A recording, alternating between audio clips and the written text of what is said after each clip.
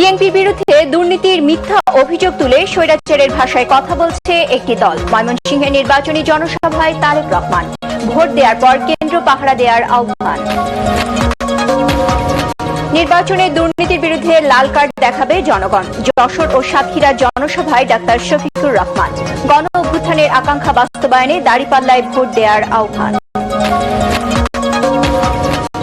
শেখ হাসিনার 17 বছর এবং আরেকটি দলের 17 মাসের ফ্যাসিবাদী আচরণ দেখেছে জনগণ।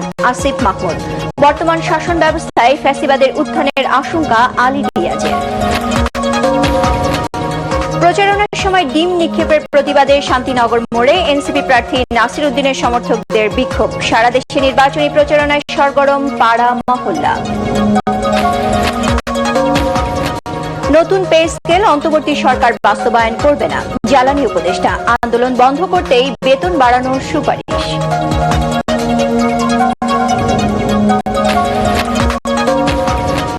এবং জুলাই অভ্যুত্থানের প্রথম শহীদ আবু সাইদ হত্যার বিচার কার্যক্রম শেষ, যে কোনো দিন রায়।